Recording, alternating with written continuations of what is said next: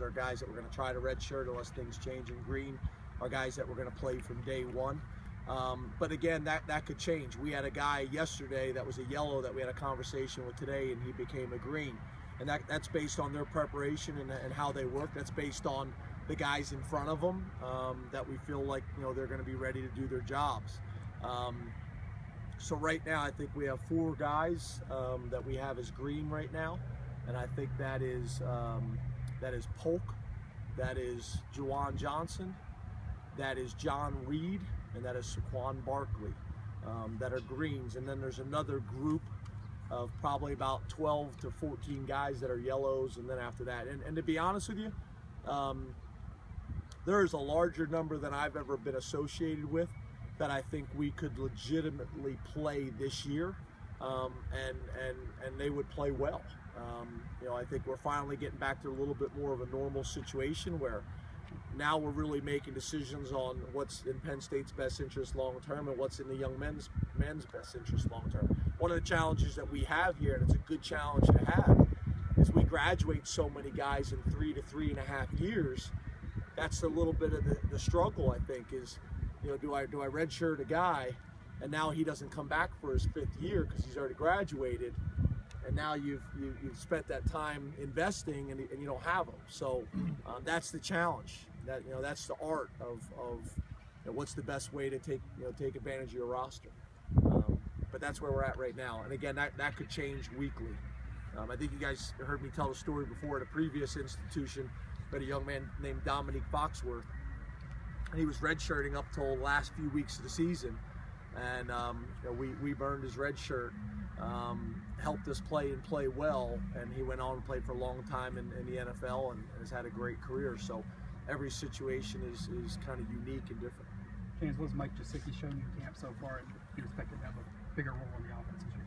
Yeah, I think all the things that we've seen in the past with him, he is extremely athletic, runs very well, he's got tremendous ball skills, and I've always made the argument, the better your ball skills are, the faster you are and the bigger you are. Because if you don't have to slow down to catch the ball and you got a big catch radius, it makes you so much more effective. And now, he's put himself in the position physically, to change his body. He's 255 pounds now. Last year was 235. So blocking, he's able to fulfill a bigger role in that part of the game. And probably similar to some of the defensive ends like Curtis Cawthorn and guys like that have done the same thing. What do you think it was about Deshaun Hamilton coming in last year and being able to have as much success as he did so early? Well, I think a couple of things. He's mature. He's smart. He's disciplined. I think he was really hungry after sitting out the previous basically 6 months. And he's athletic and he's got good ball skills, but he's got good understanding. And I think that's what a lot of our players and people don't understand. There's a lot of reasons why guys contribute early, and there's a lot of reasons why guys are inconsistent. And maturity and intelligence and understanding is a big factor in that. It's just like I was telling the guys the other day. I think some of these guys feel like if you're a defensive lineman, you got to be tough but not skilled. And if you're a wide receiver, you got to be skilled but not tough. They all have to be. Defensive linemen have got to be mentally tough and physically tough, but they also have to be skilled. And they have to have great fundamentals and technique and athleticism. The receivers have to be tough. There's not a position on our team or in our program that can be one without the other. All those things are so important for us to be able to trust them, that we're going to be able to depend on them day in and day out. The same thing with the defense.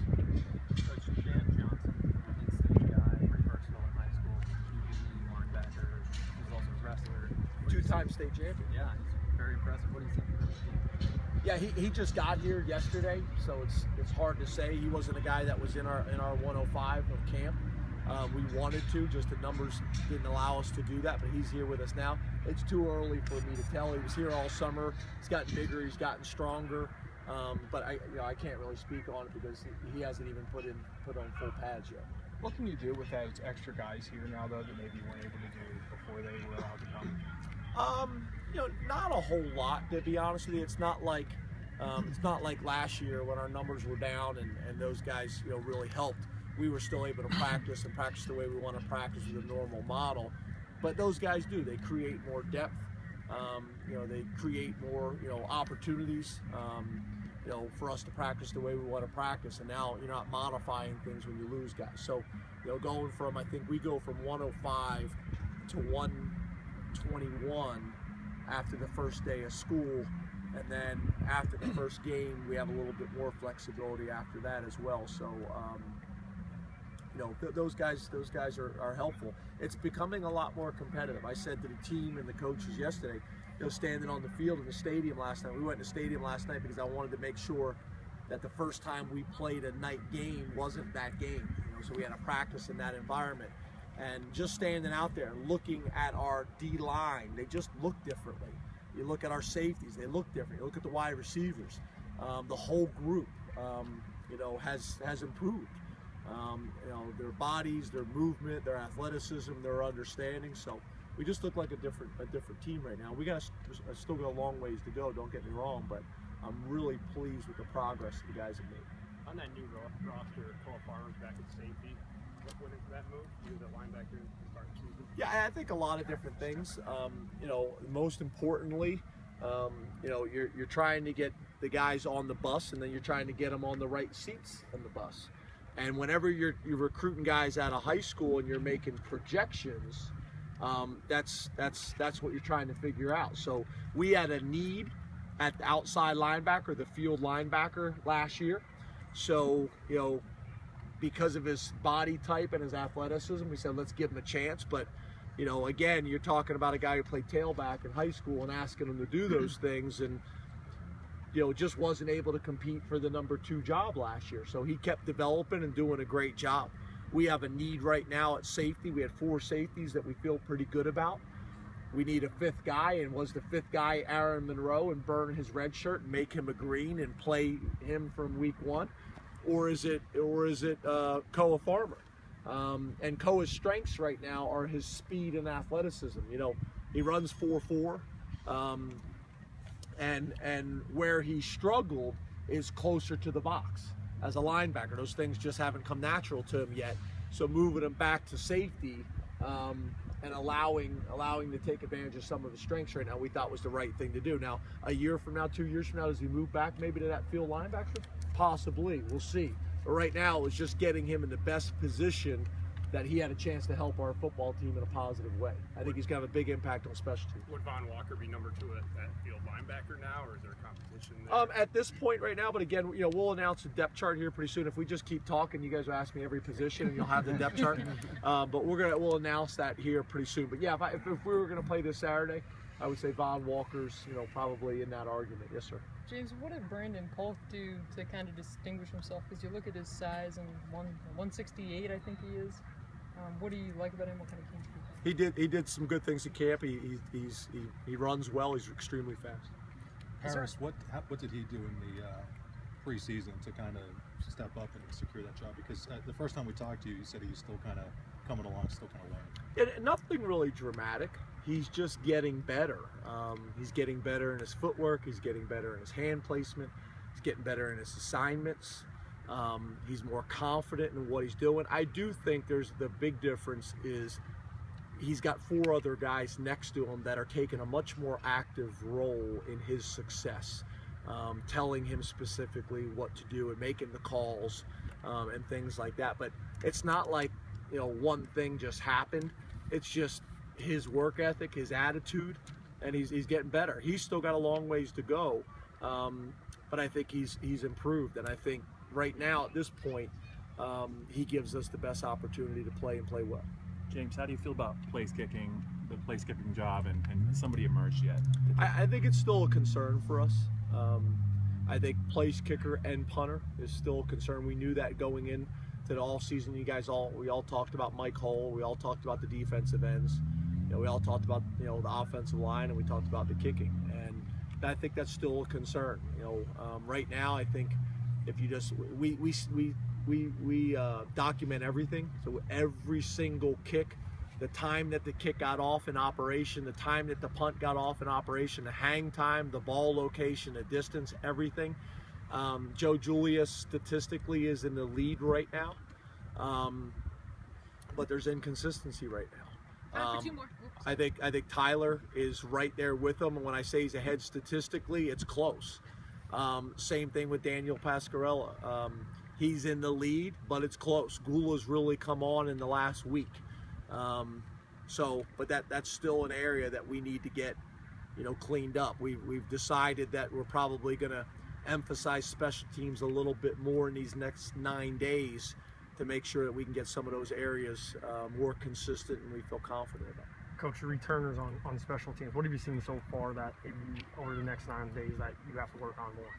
Well, the returners, it's just different. I mean, last year we went with a situation with reliable guys that were going to be safe in terms of fielding the punts and making great decisions.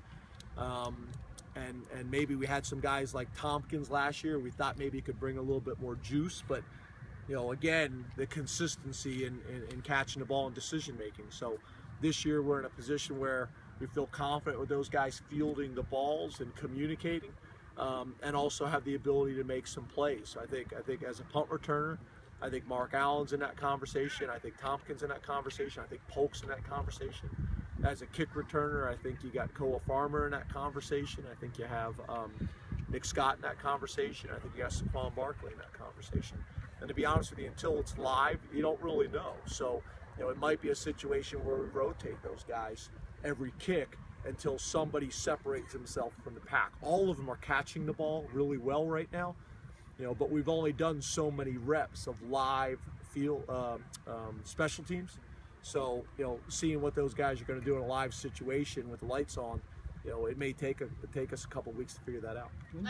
When you go 5 DBs, do you think it's more beneficial to be able to bring a safety up to that nickel spot as opposed to just bring a guy in off the sidelines to play that nickel spot? If that makes sense. Yeah, I think it really just depends on who is your best, your 5th best DB.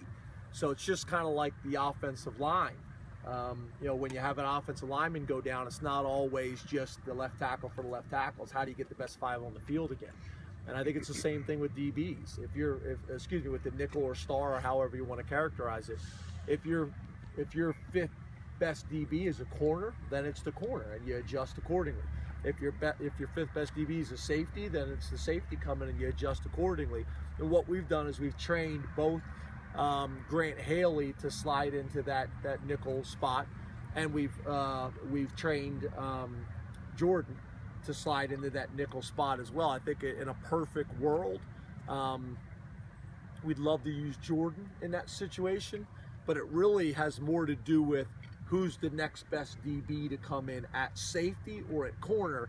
And based on the conversation we already had about us moving Koa to safety, we probably would feel better about, maybe Christian Campbell or John Reed at this point.